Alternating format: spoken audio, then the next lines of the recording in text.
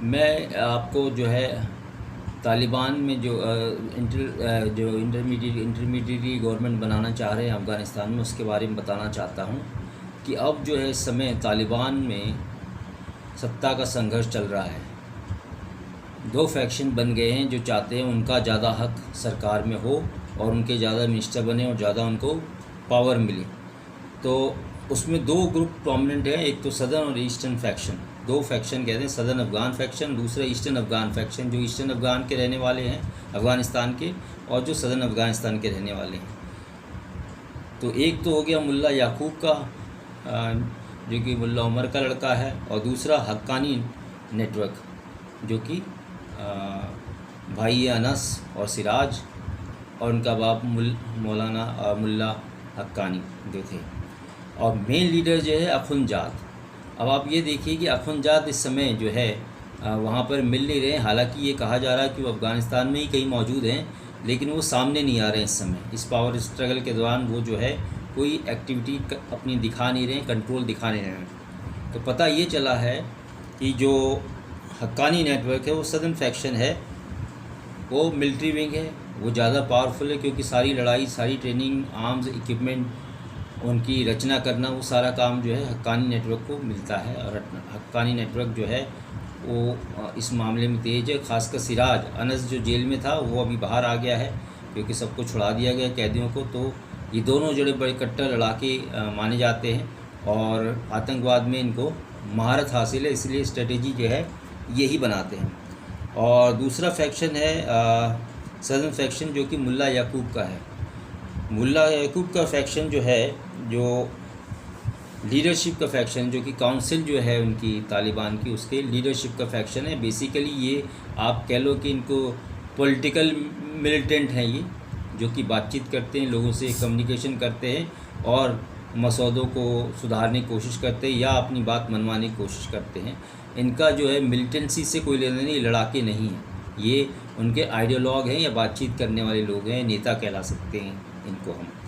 Haqqani network basically जो southern faction, जो eastern faction है, वो ज़्यादा पावरफुल है, क्योंकि वो मिलिटेंट ग्रुप है, उसके बिना इनकी लड़ाई नहीं हो सकती। क्योंकि जो भी पावर ये अचीव करते हैं वो लड़के ही अचीव करते हैं, आतंकवादी गतिविधियों से अचीव करते हैं।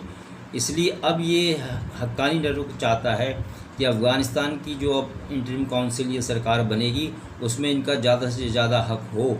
ये चाहते हैं कि जो लड़ते हैं, जो अपना खून बहाते हैं, जो आतंकवाद फैलाते हैं दुनिया में अपनी जान पे खेलकर, उनको ज़्यादा हक मिलना चाहिए बनिस्बत उस फैक्शन के जो कि सदर्न फैक्शन है, जो जो ईस्टर्न फैक्शन है, जो सिर्फ बात करके अपना टाइम पास करते हैं, दोहा में रहते हैं, दुनिया में घूमते हैं और वो अपना ज़्यादा शेयर या ज़्यादा हक पाना चाहते हैं सरकार में। तो अब इस समय इस तरह की स्ट्रगल चल रही है, अब अंदरूनी पावर स्ट्रगल। देखते हैं उसका क्या रिज़ल्ट निकलता है, क्योंकि इस मामले में हक्कानी नेटवर्क ने अपना खूंटा गाड़ दिया है, वो अपना हक लेके रहेगा और ज़्यादा हक उसको चाहिए, ऐसा उसका कहना है। पाकिस्तान ने ही ट्रेंड किया है, पाकिस्तान ने ही पाला पोसा और बड़ा किया है हक्कानी को। पाकिस्तान के मदरसों से निकले हुए लोग हैं, लेकिन ये पाकिस्तान को भी डर है कि जिस दिन हक्कानी नेटवर्क उसकी तरफ मुड़ गया तो वहाँ पर जो है पाकिस्तान का भी बेड़ा गर्क हो जाएगा और वो दूसरा अफ़गानिस्तान में तब्दील हो जाएगा। इसलिए पाकिस्तान भी इस कदम को सोच समझ के देख रहा है कि आगे क्या होता है। हालांकि उसने अपने रिटायर्ड मिलिट्री के लोगों को वहाँ पे भर्ती कर दिया है, जो कि वहाँ पे उनको सिखा रहे हैं। अमेरिका जो आर्मामेंट्स छोड़ के गया, बड़े हथियार छोड़ के गया है, जैसे आर्टिलरी गन्स है, टैंक्स हैं और दूसरे हमवी है या और हैवी मोटर्स हैं, उनको ट्रेंड करने के लिए उनको अभी इस समय चला के वो दिखाना चाहता है कि नॉर्दर्न लायंस के साथ लड़ाई में उनको भाग लेके कि भाई इस तरह से इनको चलाया जाता है, ऑपरेट किया जाता है और उनको ट्रेंड करके फिर उनको लड़ने के लिए छोड़ दिया जाएगा। तो एक तरह से पाकिस्तान उनको एंगेज करके रखना चाहता है अफ़गानिस्तान में, ताकि उनका ध्यान पाकिस्तान की तरफ ना जाए और पाकिस्तान के अंदर बर्बादी ना हो। क्योंकि जिस दिन ये तालिबान और हक्कानी नेटवर्क पाकिस्तान की तरफ मुड़ गए तो हो सकता है कि उसके न्यूक्लियर हथियार भी जाते जाएंगे और पाकिस्तान का हाल भी अफ़गानिस्तान की तरह हो जाएगा। तो इस तरह से पाकिस्तान की चिंता जो है दुनिया को साफ जाहिर हो रही है। और हमारे राजदूत ने जो बात की थी दोहा में तालिबान के नुमाइंदे से, उसने कहा है कि कश्मीर के लिए उसका कोई लेना देना नहीं है और कश्मीर भारत का अंदरूनी मामला है। तो अब ये देखना है कि पाकिस्तान किस तरह छाती ठोक के कहता है कि तालिबान ने हमसे वादा किया था कश्मीर हम लेके देंगे। तो ये शिकस्त है एक तरह की पाकिस्तान के लिए दोनों तरफ से। और जिस दिन आतंकवादियों ने पाकिस्तान को दबोचा तो उस दिन पाकिस्तान को जो है वो मटिया मेट करके छोड़ेंगे। तो पाकिस्तान भी इस डर से शांत है, वो देख रहा, वो भी वेट एंड वॉच है। और इस समय उसने सारे अपने रोज़गार देने के लिए एक्स-सर्विसमैन को वहाँ भेज दिया है ताकि वो ट्रेनिंग करें और अपना रोजी रोटी कमाएं, पाकिस्तान में कुछ पैसा आए। और बाकी जो इक्विपमेंट उसने उठाने थे, पाकिस्तान ने अमेरिका के छोड़े हुए वो उठाने शुरू कर दिए हैं।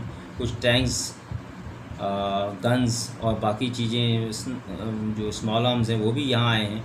ये ऐसे सूत्र बताते हैं। तो आगे देखिए क्या होता है, पाकिस्तान में किस तरह करवट बैठता है और अफ़गानिस्तान में क्या सरकार बनती है इंटरिम, उसके ऊपर डिपेंड करता है कि भारत के साथ उनका जो है क्या चाल चित्र रहेगा, कैसा उनका बर्ताव रहेगा। फिर भारत उसी तरह से उनका माकूल जवाब भी देगा। देखते रहिए मेरे चैनल को, सब्सक्राइब करिए, लाइक करिए और आगे भी मैं आपको इन्फॉर्मेशन इस तरह की देता रहूँगा। अगर आपके कोई प्रश्न हैं तो कमेंट्स बॉक्स में लिख सकते हैं, जिनका जवाब देने की मैं कोशिश करूँगा। और अगर एनालिसिस चाहते हैं तो वो भी मैं आपको ला के दूँगा। Thanks for watching.